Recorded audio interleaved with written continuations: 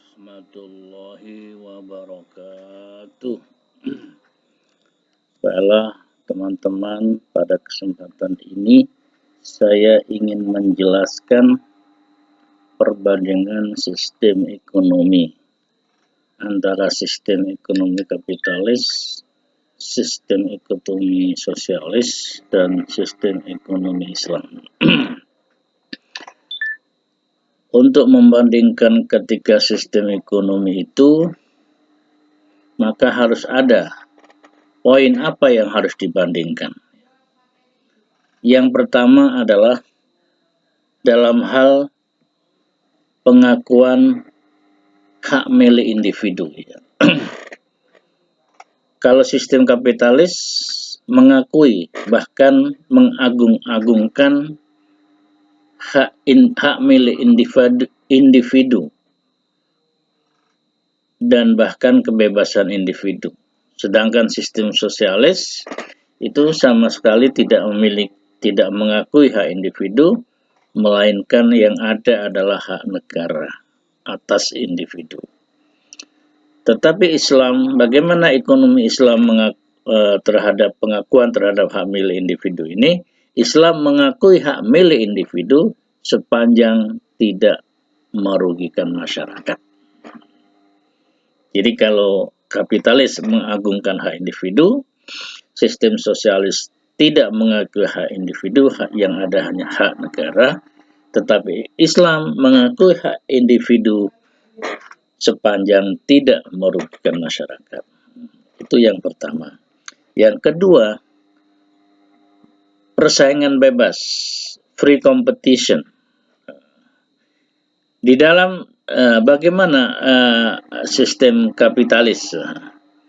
Sistem kapitalis sangat mengagung-agungkan kebebasan individu. Sebaliknya, sistem sosialis tidak mentolerir kebebasan individu. Yang penting yang ada adalah hak negara untuk memenuhi kebutuhan pokok warganya. Jadi tidak ada kebebasan individu. Bagaimana dengan Islam? Dengan ekonomi Islam, individu mempunyai perbedaan yang dapat dikembangkan berdasarkan potensi masing-masing. Jadi ada kebebasan untuk mengembangkan potensi masing-masing yang berbeda. Karena memiliki latar belakang yang berbeda, kapasitas yang berbeda, maka potensinya akan berbeda, sehingga kebebasan di sini bisa memungkinkan masing-masing individu untuk memaksimalkan potensinya. Kemudian yang ketiga adalah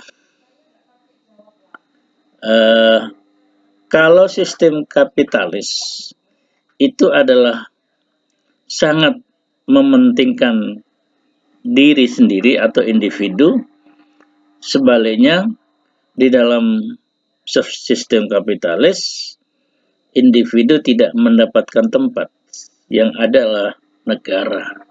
Ini negara menguasai individu. Kalau di sistem kapitalis, negara tidak boleh ikut campur pada persoalan individu. Bagaimana dengan Islam? Islam adanya jaminan sosial dari negara untuk masyarakat untuk pemenuhan kebutuhan pokok manusia. Jadi negara juga berkewajiban menurut Islam untuk memenuhi kebutuhan pokok warganya. Yang keempat adalah campur tangan pemerintah. Kalau di dalam sistem sosialis, campur tangan pemerintah sangat minim sekali. Bahkan diharapkan pemerintah tidak ikut campur pada soal kegiatan ekonomi masyarakat. Tetapi kalau dalam sistem sosialis atau sistem komunis, malah campur tangan pemerintah dalam setiap kegiatan ekonomi warganya. Jadi 100% kegiatan masyarakatnya diintervensi oleh negara. Jadi termasuk kegiatan sosial ekonomi itu ditentukan, diintervensi oleh negara. Sedangkan bagaimana dengan Islam? Islam mencegah konsentrasi kekayaan pada sekelompok kecil orang yang memiliki kekuasaan lebih. Jadi di sini negara intervensi sepanjang ada hal yang merugikan masyarakat. Sepanjang tidak merugikan masyarakat atau sepanjang tidak menimbulkan konsentrasi kekayaan pada segelintir orang, negara tidak ikut campur. Tetapi negara bisa ikut campur untuk mencegah supaya tidak terjadi konsentrasi kekayaan hanya pada segelintir orang. Itulah menurut Islam. Sekarang bagaimana dampaknya? Dampak dari tadi masing-masing asumsi tadi untuk masing-masing sistem ekonomi tadi, baik kapitalis, sosialis, dan komunis, maka dampaknya oleh asumsi-asumsi kapitalis tadi, yang pertama seperti penumpukan harta dan distribusi kekayaan tidak merata seperti sekarang ini. Contohnya tidak jauh-jauh Indonesia misalnya, yang kaya semakin kaya, yang miskin tetap miskin, jurang antara kaya miskin semakin lebar. Itulah karena kita terlalu mengikuti sistem ekonomi liberal. Walaupun kita punya ekonomi Pancasila, tapi kenyataan di lapang ini kita lebih mengarah kepada sistem ekonomi kapitalis atau sistem ekonomi liberal. Kemudian yang kedua, individualisme. Setiap orang hanya memikirkan kepentingan sendiri, ya. Yang kaya semakin kaya, yang miskin tetap miskin. Yang ketiga, distorsi pada nilai-nilai moral, karena yang dikejar hanya material, ya, kekayaan.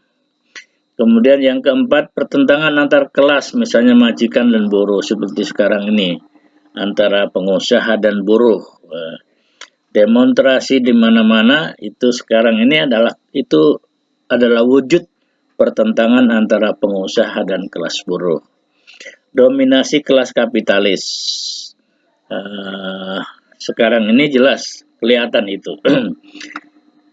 Kemudian yang ingin saya sampaikan lagi dalam rangka membahas perbandingan sistem ekonomi tadi antara sistem ekonomi kapitalis, sosialis, dan Islam, maka kita bahas sekarang dilihat dari tujuannya, goalnya, ya. Misalnya tentang yang pertama, goal tentang kemakmuran dan kesejahteraan, ya.